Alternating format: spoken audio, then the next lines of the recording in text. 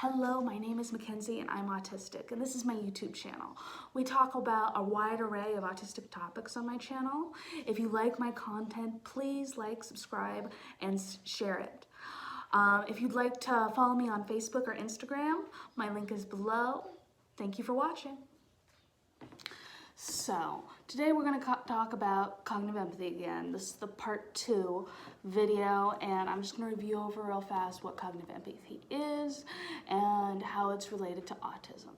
So cognitive empathy is the ability to read communication cues other than speech. So that means the ability to read tone of voice, facial expression, body language, social context, so many things involved other than just talking in a social situation, and that I tend to have difficulty with cognitive empathy. I'm not good at reading these cues. Now that seems to be a general rule for autistic people. Now that doesn't mean that everybody has the same level of difficulty as I do. Other people have more difficulty, other people have less difficulty. Everybody's different on the spectrum. So I'm going to go specifically over some of the things I have difficulty with and how it looks. So everybody's been interrupted before.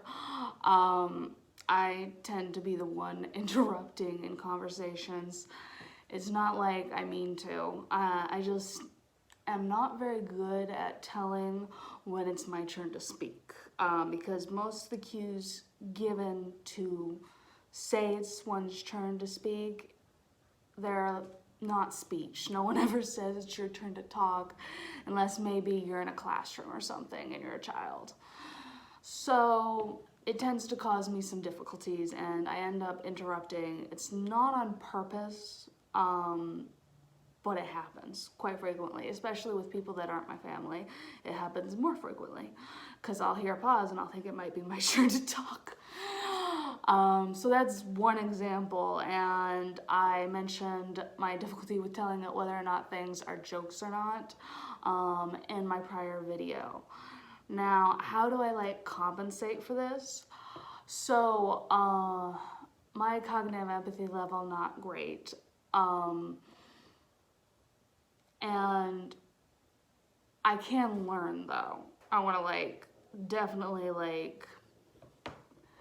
emphasize this point. Even if I was definitely much worse with reading any of these cues as a child, I've gotten much better by observing how other people act in situations and copying them, learning what these cues mean, and studying it like a science. And since I had my diagnosis and I discovered I was autistic, it's gotten a lot better because I know what the issue is. So I generally study body language, facial expression, I watch YouTube videos, I read books in order to better understand what's going on around me. And it has become quickly a little bit easier. I'm still learning, and anybody that has difficulty with cognitive empathy, it's gonna take a while because I don't instinctively know, oh, that person's sad. No, I'm cataloging in my head, their shoulders are drooping, they have not a happy face, they have downturned corners of their mouth, that type of thing. There's a list. I'm not doing this the way some people do and be like, oh, they're sad. No. It's clues that I have to learn and memorize, and I do this in most social situations, and later on I'll get into scripting and masking, because this is an autistic term that many people use, and I'll do separate videos for this.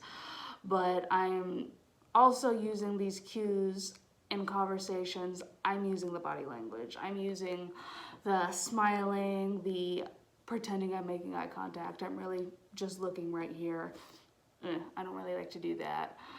All of these things I've learned to do. So I wasn't able to do them much as a kid, but after a time period, I did learn about them and I did understand what was expected of me in social situations and how to make social situations have more positive outcomes than I did as a kid. And I'm better able to understand and empathize with people in conversations now that I have a better idea what they're feeling. I'm still not wonderful at it. I continue to try to learn and grow in that area. And my family, since we've discovered I'm autistic and had the diagnosis and everything, they have been accommodating me in a very helpful way. They're far more direct about how they're feeling now. I've noticed people that aren't autistic, they're very indirect, maybe about telling how they're feeling. Not everybody is, but it seems to be a pattern, and now they're more like, I feel this because this happened. More of those type of statements and more direct with me, and I appreciate that a lot.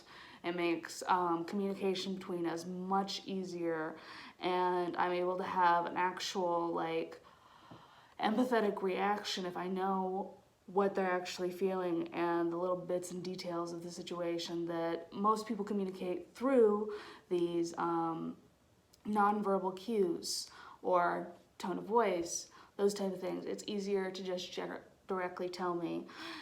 And studying it like a science too, what does this mean and that. Then, where was I? Oh, don't do that. They also do their own research and actually look up things without me telling them and explaining what they mean. Again, super appreciative of this because it makes life much, much easier for me and much, much more relaxing. And we have less miscommunication when we're both putting the amount of effort into interactions in the right area. So I focus on what neurotypical people, non-autistic people, do in social interactions and what they mean, and I study that. And my sister looks up, and her family, autistic things and what they mean in social situations, because we don't necessarily communicate the same way. And that definitely makes communication easier, smoother, and it kind of sidesteps the cognitive empathy in some areas. If you like my content and you'd like to see more, please like, subscribe, and share. I post a video every Saturday, and if you're watching for your loved one, for yourself, or your friend, I welcome feedback. Please tell me anything you'd like me to expand on or any other topics. Just write in the comments below. Hope to see you again next week.